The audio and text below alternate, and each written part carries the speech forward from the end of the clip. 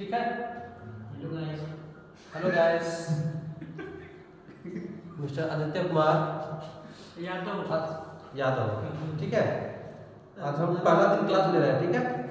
और आज हम बताएंगे इलेक्ट्रिकल के सिलेबस के बारे में और इसके बाद हम आगे क्लास स्टार्ट करेंगे, ठीक है।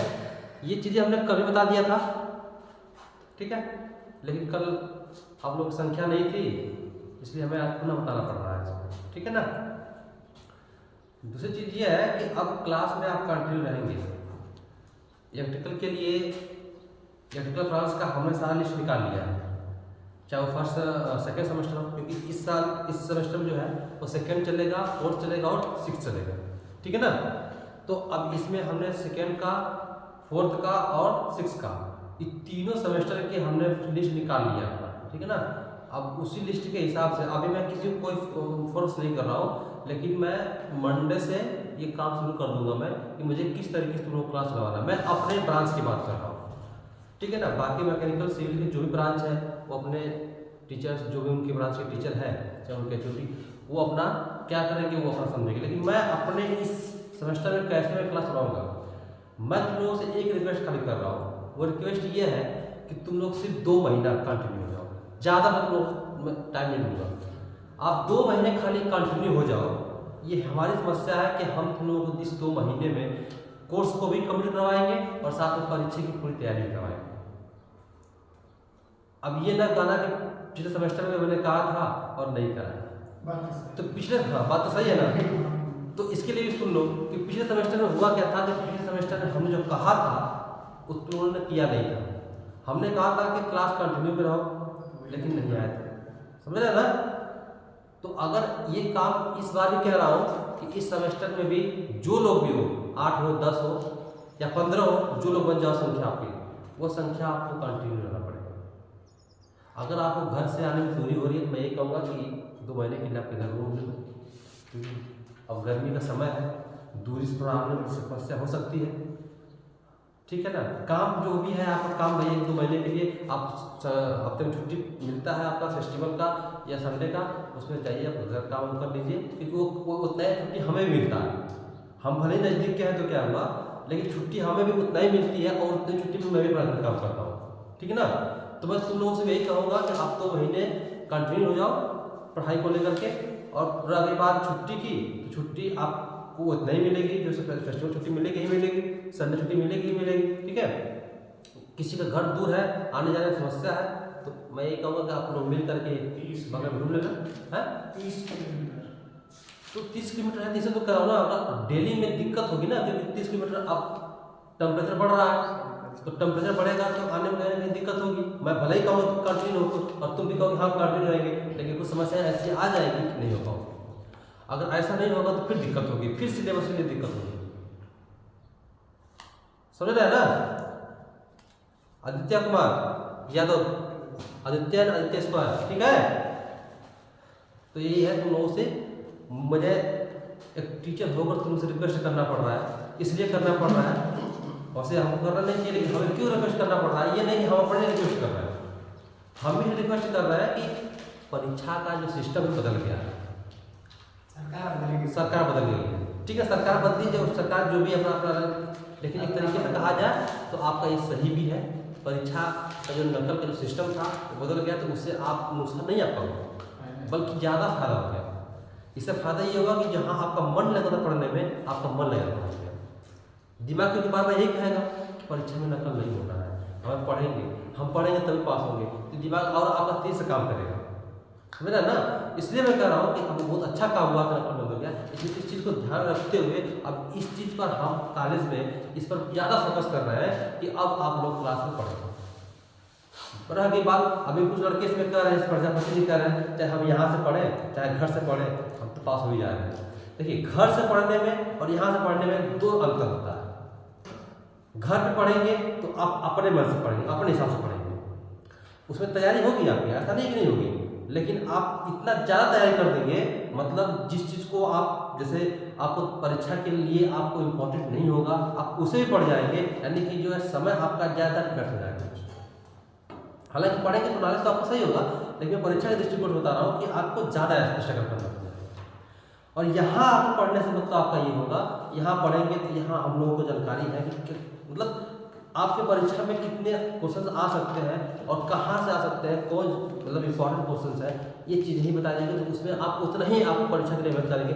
बाकी तो आप पढ़ाई करेंगे तो आप समय के हिसाब से पढ़ाई करेंगे, क्योंकि आज के समय में सभी लोगों के पास समय का जो है कमी है, समय किसी के पास भरपूर नहीं है ना।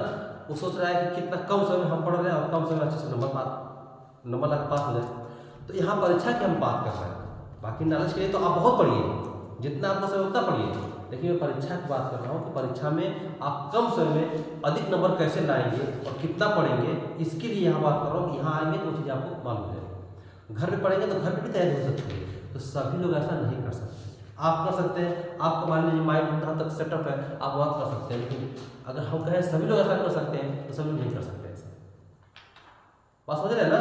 इसलिए आप सबको इसमें बातों में गुमराह करने से मतलब क्या है ना कि नुकसान हो सकता है। आप समझ सकते हैं कि हम उसको ले सकते हैं, लेकिन अब भाई हम सबको नहीं कर सकते, सबका माइंड एक प्रकार से है, ठीक है ना। इसलिए आपको जैसे उचित लगे वैसे घर में जितना टाइम लगता है घर में पढ़िए, लेकिन कॉलेज में कंटिन्यू करिए, ठीक है ना। यहाँ के पढ़ने से यहाँ बताया से आप अलग लाभ होगा, ठीक है। इन सारी बातों को ध्यान रखते हुए आगे हम बताते हैं सिलेबस के बारे में। आदित्य कुमार यादव पढ़ना बंद करें ना, उठा पढ़ने देगा गधारा मुझ करके बेवकूफ उल्लू दे दो। अब देखते हैं syllabus of electrical engineering. Electrical branch के सेमेस्टर जो सेमेस्टर है वो फोर्थ सेमेस्टर का इलेक्ट्रिकल सिलेबस हम बता रहे हैं, ठीक है ना। इसके बाद अगले वीडियो में जो है हम सेमेस्टर 2 और सेमेस्टर 6 का सिलेबस बता रहे हैं, ठीक है ना। फिलहाल आज हम बता रहे हैं सेमेस्टर 4। इसमें सिलेबस में पहला आपका जो सब्जेक्ट है वो है कम्युनिकेशन स्किल सेकेंड। ये कम्युनिकेशन स्किल सेकेंड आप इसके पहले भी ये कम्युनिकेशन स्किल पढ़ चुके हैं सेमेस्टर फर्स्ट में। फर्स्ट सेमेस्टर में आपने पढ़ा था, याद है। तो फर्स्ट सेमेस्टर में आपका कम्युनिकेशन स्किल फर्स्ट था, जिसमें आपको बोलने, बतियाने और लिखने का ढंग बताया गया उसमें, साथ साथ कुछ सेंटेंस का प्रयोग किया गया था उसमें। लेकिन इसमें आपको कुछ एस्से, कुछ राइटिंग, ठीक है ना। इसके साथ साथ दूसरी चीज़ ये भी है कि आपको जो है एक दूसरे के साथ कैसे बात करना है। आप किसी कंपनी में जाते हैं तो अपने बॉस या अपने इंटरव्यूअर से कैसे आप बात करेंगे, उससे उनके साथ कैसे आप पेश होंगे, ये सारी चीज़ों का अध्ययन आपको इस कम्युनिकेशन स्किल सेकेंड में करना है, ठीक है ना। सेकेंड में आपका आता है इंडस्ट्रियल इलेक्ट्रॉनिक्स एंड कंट्रोल, ठीक है ना। आपका इंडस्ट्रियल इलेक्ट्रॉनिक्स एंड कंट्रोल, इसका मतलब हो गया कि इंडस्ट्रियल, इसको हम हिंदी में कहते हैं औद्योगिक, और इसका हम प्रयोग कहाँ करते हैं, जहाँ लाइन को डिस्ट्रीब्यूट किया जाता है, कंट्रोल किया जाता है। जैसे कि आपका पावर हाउस है, तो पावर हाउस दो प्रकार से होता है, एक ट्रांसमिशन और एक डिस्ट्रीब्यूशन, ठीक है ना। तो आपको चाहे वो ट्रांसमिशन हो चाहे वो डिस्ट्रीब्यूशन हो, सभी लाइनों में, सभी सब स्टेशनों पर लाइन को अगर ट्रांसमिशन है तो ट्रांसमिट की जाती है, अगर डिस्ट्रीब्यूशन है तो डिस्ट्रीब्यूट की जाती है। और दोनों जगहों पे एक कंट्रोल पैनल लगा होता है, जिसमें कंट्रोल जो पैनल लगा होता है उस कंट्रोल पैनल में जितने भी ऑपरेटर्स लगे होते हैं, उपकरण लगे होते हैं, वह सभी इलेक्ट्रॉनिक्स होते हैं, यानी छोटे छोटे पार्ट्स होते हैं। यानी जो छोटे पार्ट्स आते हैं वो इलेक्ट्रॉनिक्स के अंतर्गत आते हैं, और जो बड़े पार्ट्स होते हैं वो इलेक्ट्रिकल के अंतर्गत आते हैं। जैसे कि आपका ट्रांसफार्मर है, मोटर है, ठीक है ना, जनरेटर है, मोटर है आपका, इसका ट्रांसफार्मर है, फ्रीज है, कूलर है, पंखा है, ये सब क्या है, इलेक्ट्रिकल इंस्ट्रूमेंट है, है ना। और इलेक्ट्रॉनिक्स इंस्ट्रूमेंट में आपका जैसे डायोड है, ट्रांजिस्टर है, ट्रायोड वाल्व है वगैरह, इस तरीके की जो चीज़ें आती हैं, उपकरण आते हैं, ये इलेक्ट्रॉनिक्स उपकरण के अंतर्गत आते हैं। तो ये उपकरण जो होते हैं इस कंट्रोल पैनल में लगे होते हैं, इलेक्ट्रॉनिक्स कंट्रोल पैनल में लगे होते हैं। ऐसा काम होता है लाइन को कंट्रोल करना, यानी इलेक्ट्रिकल पार्ट्स को कंट्रोल करना, इलेक्ट्रॉनिक्स कंट्रोल करना होता है, ठीक है ना। तो इसमें हम इसका अध्ययन करेंगे, समझ गया। तीसरी चीज आपका आ जाता है electrical design, drawing and estimating first. ये आपका इलेक्ट्रिकल समझ आपका ब्रांच है। डिजाइन समझते हैं ना, किसी इलेक्ट्रिकल पार्ट का डिजाइन करना। जैसे आपको ट्रांसफार्मर है तो ट्रांसफार्मर का आपको डिजाइन करना होगा, यानी उसका सिंबल बनाना होगा। सिंबल बना देगा तो क्या हो जाएगा, डिजाइन हो गया। फिर करा है ड्राइंग एंड एस्टिमेटिंग भी, मतलब उसके बाद आप उसकी ड्राइंग डिजाइन करने के बाद आप उसकी ड्राइंग खींचेंगे। ड्राइंग का मतलब कि उसमें किस पार्ट्स को क्या कहते हैं, एस्टिमेटिंग मतलब होता है उसका नामकरण करना, मतलब हर एक पार्ट्स के जो भी हो गया आपको नाम देना होगा, कौन सा पार्ट्स को क्या कहते हैं, कौन सा पार्ट को क्या नहीं कहते हैं, ठीक है ना। तो इसका हो गया, तो आपको पढ़ना है आपको फर्स्ट। अभी आप जब 5th सेमेस्टर में जाएंगे, 6th सेमेस्टर में जाएंगे, तो आपको वही क्या हो जाएगा, एस्टिमेटिंग जो आपका है सेकेंड सेमेस्टर है। अभी फर्स्ट पार्ट है, सेकेंड आपको पढ़ना है आगे सेमेस्टर में, ठीक है ना, समझ गए। तो ये आपका कहने का मतलब ये आपका इलेक्ट्रिकल ड्राइंग है, क्या इलेक्ट्रिकल ड्राइंग, और इस ड्राइंग में आप जो भी ड्राइंग बनाएंगे वो आपका फ्री हैंड होगा। जैसे आपने फर्स्ट सेमेस्टर में ड्राइंग पढ़ा था, तो फर्स्ट सेमेस्टर में ड्राइंग जो पढ़ा था आपका वो मतलब क्या था, एमडी पर आधारित था, मतलब आपका जो भी ड्राइंग किए थे, आपने जो भी ड्राइंग बनाए थे उसका एक वैल्यू थी, एमएम में हम उसको नापते थे ना, माप था उसका, यानी माप करके ही हम एमडी के प्रयोग से बनाते थे उसको, ठीक है ना। लेकिन इसमें आपका एस्टिमेटिंग फर्स्ट और एस्टिमेटिंग सेकेंड दोनों में आपका कोई मतलब माप नहीं होगा, आपको इसको जो भी है फ्री हैंड बनाना है, ठीक है ना। और इस सभी जो आपको जो भी ड्राइंग बनाने होंगे इलेक्ट्रिकल के बनाने हैं, ठीक है ना। इलेक्ट्रिकल पार्ट्स जो भी होंगे उसी की ड्राइंग बनाना है, और सभी फ्री हैंड होंगे, आपको इतना होना चाहिए कि कौन सा किसका सिंबल है, यानी कुल मिलाकर सिंबल आपको बनाना है, ठीक है। फिर इसके बाद आता है power plant engineering. Power plant engineering में क्या आता है,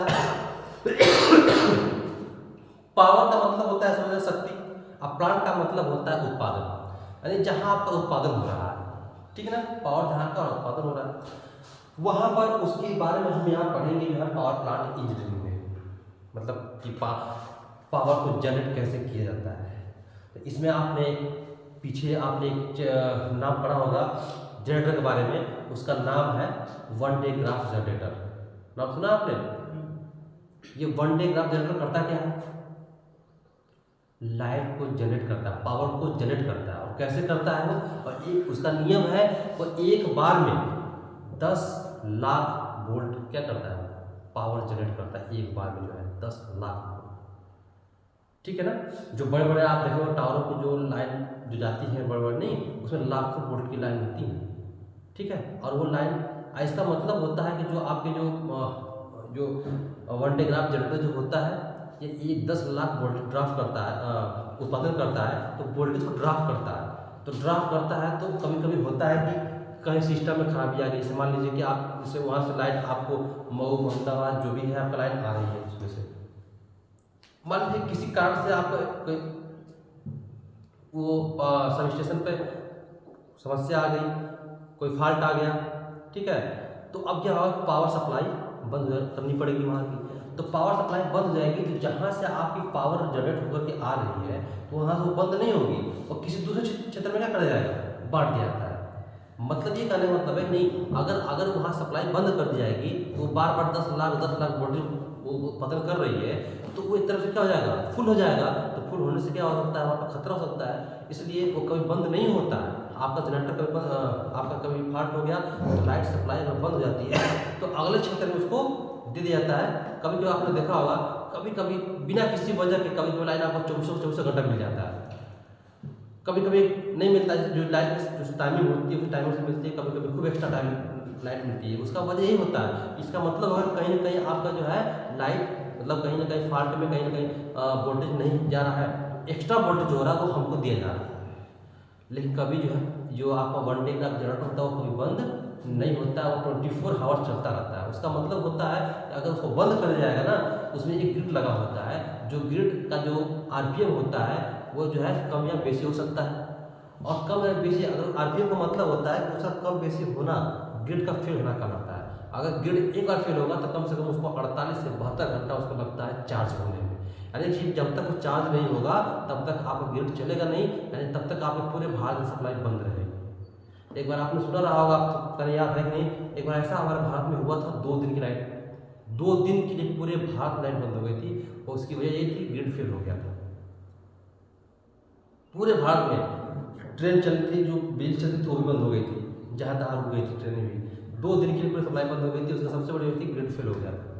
तो ग्रिड को फेल न हो इसलिए जो है वो हमेशा उस जनरेटर को कंटिन्यू चलाते रहते हैं। अगर वोल्टेज एक्स्ट्रा होता है तो वोल्टेज क्षेत्र में बांट जाता है, लेकिन वोल्टेज को वहाँ पर रोक करके या जनरेटर बंद करके नहीं रखा जाता है। और ये काम करता कौन है? एनटीपीसी वाले करते हैं। एनटीपीसी कभी अपने सिस्टम को यानी जनरेटर को बंद नहीं करते हैं। आप जो प्रदेश के जो भी पावर हाउस होते हैं उनको सप्लाई वो देते रहते हैं, ठीक है ना।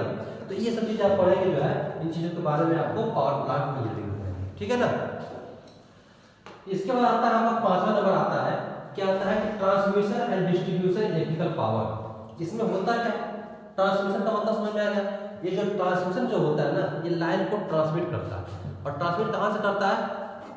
उसको हो गया अब कहेगा कि जो है पढ़ाई नहीं होती है, क्लास में चलता है, इसलिए हम क्लास में नहीं आते हैं। अब पढ़ाया जाएगा तो पता नहीं सो रहा है। मानता हूँ आप सोए नहीं, लेकिन आप इस प्रकार से है ना, जब कोई एंट्री करेगा तो आपको ये नहीं कहेगा कि आप क्या कर रहे थे, आप बस आपको यही कहेगा आप सो रहे थे और मैं पढ़ा रहा था। बात समझ रहे हैं ना। आप बड़े नहीं सो रहे थे, लेकिन सामने वाला कह सकता है कि आप क्या कर रहे थे कि लड़का आपके सामने सो रहा है, ठीक है ना। आप गलत नहीं हो, समझ रहा हूँ, लेकिन सामने मुझे उठा देगा, ठीक है। तो समझ में आ गया ना। तो जो ट्रांसमिशन होता है, ये एक सब स्टेशन से दूसरे सब स्टेशन पे लाइनों को ट्रांसमिट करता है, तो ट्रांसमिशन का, ठीक है ना। और डिस्ट्रीब्यूशन जो होता है वह एक सब स्टेशन से डोमेस्टिक स्थानों तक लाइन को जो पहुंचाता है उसको हम डिस्ट्रीब्यूशन कहते हैं, डिस्ट्रीब्यूट करता है। डोमेस्टिक मतलब समझते हैं ना, घरेलू उपभोक्ताओं तक लाइन को क्या करता है? डिस्ट्रीब्यूट करता है, उसको डिस्ट्रीब्यूशन करते हैं, ठीक है ना। तो बस हम इस चीज़ को पढ़ेंगे कि ट्रांसमिशन लाइन में कितनी वोल्टेज होती है और डिस्ट्रीब्यूशन में कितनी वोल्टेज होती है, ठीक ना।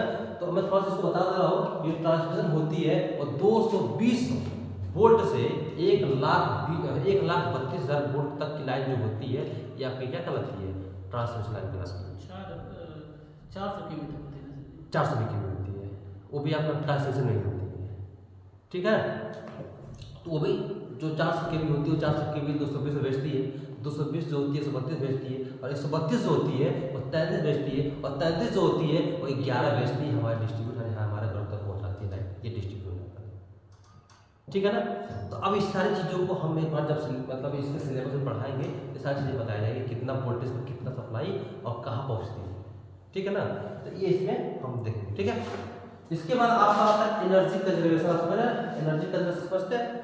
जो पर्यावरण इसको कहते हैं, आपको हिंदी में इसको कहते होंगे ना, पूरा नाम तो नहीं, लेकिन हिस्ट्री इसको बोलते हैं पर्यावरण। यानी पर्यावरण के बारे में पढ़ना है आपका, जैसे पृथ्वी पर कितने अत्याचार हो रहे हैं, कितने पक्षियों को मारा जा रहा है, कितने मनुष्यों को मारा जा रहा है ना। पृथ्वी पर कितना गुरुत्वाकर्षण कम हुआ, कितना चुंबकीय बल कम हुआ, मैग्नेटिक फोर्स कितना कम हुआ, बेसिक हुआ, इन सारी चीज़ों का अध्ययन हम इसमें करेंगे, चलिए। इसके अंदर हम जो भी है ना पृथ्वी के बारे में पढ़ेंगे, समझा ना। चलिए, अब इसके बाद आपका होता है यूनिवर्सल ह्यूमन वैल्यू। ये आपका कॉमन सब्जेक्ट है, आपके तीनों ब्रांचों को एक साथ पढ़ाया जाएगा, ऐसा कोई पेपर नहीं होता है।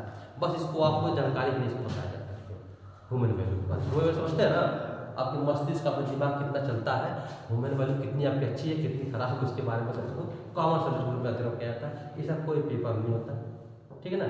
यानी कहने का मतलब इसका पेपर नहीं होता, बल्कि कॉलेज इसको नंबर इस नाम पर दिया जाता है, ठीक है। इसके बाद आपका इंडस्ट्रियल ट्रेनिंग होता है, ये 4th सेमेस्टर में होता है। जैसे आप 4th सेमेस्टर पेपर कंप्लीट करेंगे, एग्जाम दे लेंगे 4th सेमेस्टर का, तो जब आप प्रैक्टिकल शुरू होगा तो प्रैक्टिकल समय आप यहाँ आएंगे कॉलेज में, जब तो आपको यहाँ से एक कॉलेज लेटर मिलेगा, ट्रेनिंग लेटर मिलेगा कॉलेज, ठीक है ना। और इस लेटर को आप जहाँ चाहे वहाँ से कर सकते हैं। आपका जहाँ सुटेबल, आपको जहाँ नज़दीक पड़ेगा सब स्टेशन, वहाँ से आप जाकर अपनी IT कर सकते हैं, यानी इंडस्ट्रियल ट्रेनिंग को ले सकते हैं। ये कोई जरूरी नहीं कि आप बनारस जाएंगे तभी कर पाएंगे, गोरखपुर जाएंगे तब कर पाएंगे। सब स्टेशन चाहिए 11 के बीच 33 किलोमीटर 33/11 होता है। ये आपकी ट्रेनिंग 33/11 को होती है, 132/33 किलोमीटर। हाँ, ये जो 132/33 जो होता है उस पर आपका ये ट्रेनिंग नहीं होती है, ठीक है ना। उसमें अप्रेंटिस ट्रेनिंग होती है, इसका नाम होता है अप्रेंटिस। नाम सुने हैं ना, जो अप्रेंटिस लोग करते हैं वो अप्रेंटिस वाले 132/33 या 440 या 220 पर कर सकते हैं। 33/11 ये 33/11 होगा। इसको हम ये इस ट्रेनिंग को हम जो है समर ट्रेनिंग भी कहते हैं, समर ट्रेनिंग भी कहते हैं। और इस ट्रेनिंग का नाम होता है, ये इसकी जो समय सीमा है वो 28 दिन का होता है, यानी कहने मतलब 1 महीना। ये दिन बना दिया गया है 28 दिन का, एक महीना बना दिया गया है ना, बस वही होता है। ये 28 दिन का, 28 दिन का ये आपका ट्रेनिंग होता है। आपकी इच्छा 28 दिन के बाद भी वहाँ ट्रेनिंग कर सकते हैं, आपको कोई रोकेगा नहीं। लेकिन आप वहाँ 6 महीना का ट्रेनिंग, 7 बार ट्रेनिंग करिए, 7 बार ट्रेनिंग करिए, ठीक है ना। लेकिन आपका जो सर्टिफिकेट बनेगा वो 28 दिन का ही बनेगा। जो जेई होगा ना, रिपोर्ट जब लगाएगा, जब ट्रेनिंग पूरा होने पर तो दिखा देगा कि फला डेट से फला डेट के बीच में 28 दिन का दिखा करके आपको रिपोर्ट लगा करके दे देगा। आप जाएंगे एक्सेल साहब के पास, अपना रिपोर्ट जारी करके वहाँ एक्सेल साहब से आप देंगे, एक्सेल साहब आपको एक सर्टिफिकेट बना करके दे देंगे डिवीजन पे।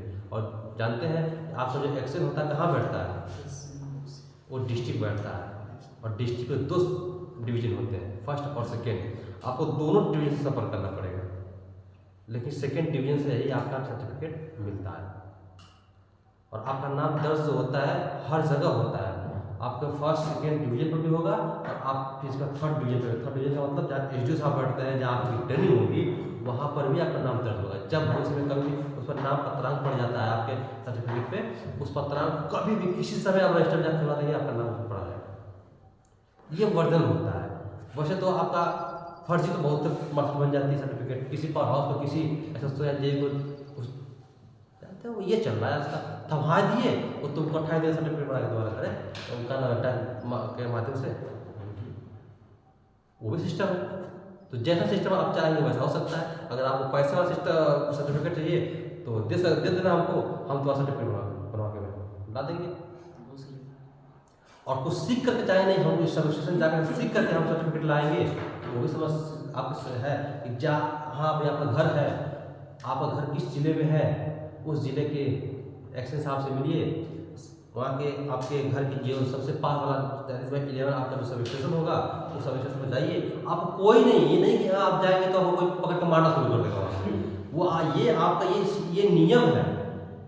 इस नियम में आपको कोई, आपका पूरा हक है कि अगर आपको कोई नहीं आपका बात सुनता है, जेई चाहे एसडीओ चाहे एसएसओ आपकी बात नहीं सुनता है, आपका पूरा अधिकार है कि आप उसके लिए लड़ सकते हैं कि नहीं हमारा काम करिए, नहीं तो हम ये करेंगे वो करेंगे। उसको डर रहेगा, वो आपका करेगा।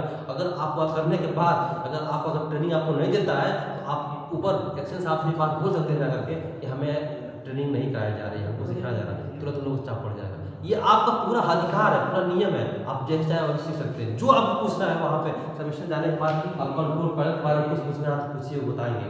जितना पूछिए उतना का अधिकार बता देंगे। वो कभी ये नहीं हमें बताएंगे, वो नहीं कह नहीं सकते।